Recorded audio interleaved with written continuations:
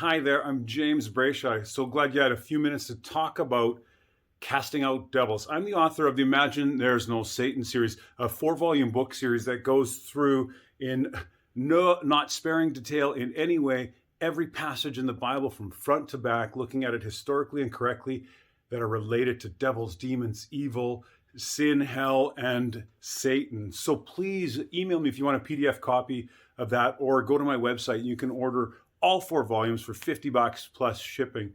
But today's conversation is about what it means to cast out devils. This is an unbelievable term that's come into our current era through all the Greco-Roman mindset and thinking that had a true belief in supernatural entities that could oppose the Creator with evil. And sometimes they would inhabit people, is the thinking. There's a lot of environments right now where religion is propagated and the proliferation of the demonic forces is always percolating around people, thinking that demons are going to enter people. Now, demons don't, devils don't. What devils are, we'll talk about in just a moment. But let me start by giving you this opening passage of this conversation.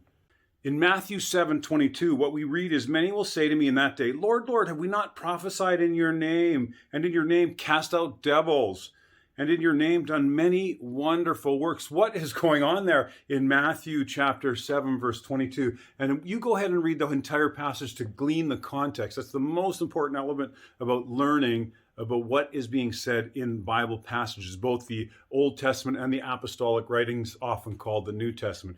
But here we find people coming to the Messiah and saying, hey, we're casting out devils. Look at us. We're doing this too. But what in that era, that particular journey that the Messiah was in, we call him Jesus, Yeshua, call him whatever you like. We're not here to dispute that. What we're here to talk about is that there was a number of individuals journeying around that ancient world that were known as the Jewish exorcists. These were men that would go from town to town, village to village, cemetery to cemetery, home to home, synagogue to synagogue, even hung around the temple. And they felt their job was to cast out devils from people. And they had mystical ways of doing it. They would add incantations. They would add special elixirs and potions. They would often inflict pain on individuals as they were working to cast out demons. And they were hailed as amazing individuals.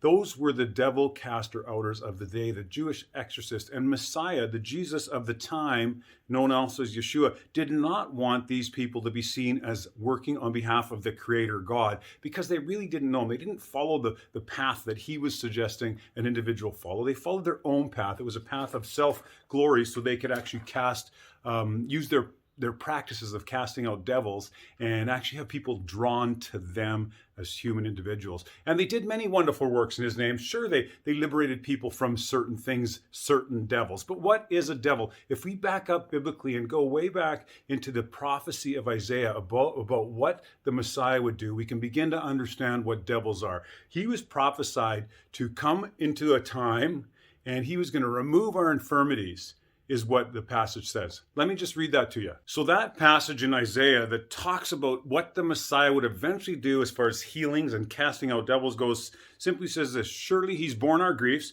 and he carried our sorrows, yet we did esteem him stricken, smitten of God, and afflicted." So he bore our griefs and carried our sorrows. We note in this passage that this Messiah did some things that were very impactful on the human condition. So knowing that Isaiah was talking about a future interaction with a superhuman individual, we'll call him, seemingly superhuman by what the passages are indicating, but potentially he was the express image of the Creator. Nonetheless, Isaiah was expecting a messianic figure to come that was going to take afflictions and heal griefs and sorrows. And the whole context of Isaiah's meaningful prophetic thoughts is that somebody's going to come and help heal us from stuff. And we see that moved on into the New Testament, where the word devils is often put into play. Just reminding you about that verse that we're keying on today, Matthew 7:22. "Many will say to me in that day, Lord, Lord, have we not prophesied in your name, and in your name cast out devils, and in your name done many wonderful works?" So again, these are things that people thought they were doing on behalf of the Creator, and the Jewish exorcists known to roam about that land in the ancient world and afflict and inflict harm on people as they tried to eradicate illness, false ideas and beliefs, mental health issues. They tried to remove them from people by their craft. And it was a harmful, hurtful and controlling manner in which they did. They took glory to themselves, but they said, hey, we're doing this on behalf of you, God or Jesus or Yeshua at the time. And we find the realization comes when they say, cast out devils in your name. What are the devils? Well, quite simply put, if we look at he was possessed with the devil, that phrase is demon-zomai. And the fact that it refers to struggling with an issue is more clear if we look at the origins of the word demon-zomai and how they play off of the Hebraic view of the Old Testament. Remember, the Christ of the day, the Messiah, the Jesus, his apostles were all Hebrew thinkers because they played around the Pharisaical teachings in much of their growing lives. That Aramaic culture that they were living in had a view of the demon-zomai as a view of, hey, you or I are dealing with a situation here that could be an illness. It could be any kind of mental health issue. It could be a false idea or belief. It could be an outside agency or force of humans that's trying to oppose us. A demon could be simply a really bad situation in the moment. And the people that were known to be the Jewish exorcists would go and try to remedy these things for people using their illicit craft to try to do it. Now, we look a little further in Matthew chapter 8 to just get another picture that demons, or the demon-zomai, the being possessed of a devil, is how the English puts it, but it's, again, Greek, demon-zomai, only meaning somebody struggling with something very serious that's harming them. And in Matthew 8, we now see another framework for this. And it says in Matthew 8, 16, 17, when the evening was come, they brought unto him many that were possessed with devils, and he cast out the spirits with word, and healed all that were sick, that it might be fulfilled. That's a great passage to take off the shelf and pick it. Look at, he's casting out devils and healing sick. These are two separate things. But let's go to the context of that. When Jesus was come to Peter's house, he saw his wife's mother was laid up and sick with a fever, and he touched her hand, and the fever left her, and she rose, and then she fed these people in her home. When the evening was come, this is the exact passage I just read, they brought unto him many that were possessed with devils. Okay, pause right there. The demon-zomai is the words possessed with the devil. And being possessed with the devil is just a clear follow-up of what the Messiah just did. There was a sick or an ill person with a fever, and he touched her, and she became well. Was it the love? Was it the caring? Was it magic and mystical? Was it some supernatural phenomenon? We can't know that today.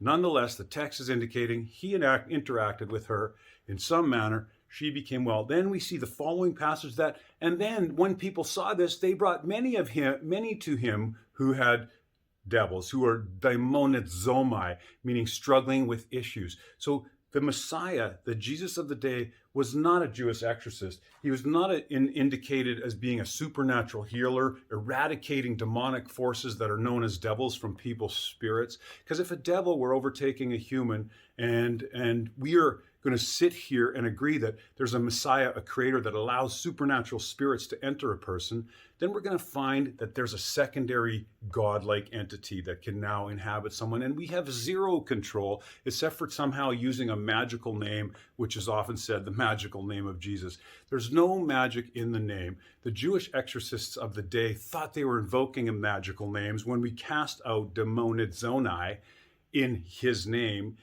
The belief is they were using the magical incantations to eradicate things, and that's an ancient Egyptian concept that filtered its way in through Egypt and through Babylon and Persia and Greece and Rome and into that first century. The reality is, when the Messiah came to people, or they came to him, they had issues. There was false beliefs, he would cast them out. There was illness, he would cast them out. They had unusual religious ideas, he would cast them out. These are the devils that were being cast out. There was sin, meaning there was people doing harm unto themselves by making awful choices in relation to what the social context was and what was known to be sin in that day. And he would help them to cease that, which is casting out devils. So if you're going to cast out devils, the easiest way to do it is to get some truth. The easiest way to do it is to get some health. The easiest way to do it is to even maybe get some sleep and get some right thinking. Because devils, according to the biblical theme that we follow all the way back into the most ancient thinking related to the Hebraic text, devils are false beliefs, sickness, religious error, or they're outside external forces of humans that are oppressing or opposing someone, or it might be someone's own mental health state that's oppressing them as well. Devils, demons are not supernatural entities that are brought into the realm of the human and able to inhabit, overtake, and become part of distressing and in fact destroying humans. So this little bit, if you decide to pick up on this concept we've talked about because you used to believe devils were supernatural entities, then we have just together cast out a devil, which was that false idea or belief. Good for you, good for us. I'm James Brayshaw. You can email me at jrbrayshaw@shaw.ca or go to the imagineknowsatan.com website, and there's lots of good reading there. Please get in touch if you want me to send you a PDF copy of my 4-volume book series. And other than that, thanks for spending this time with me. I look forward to chatting soon.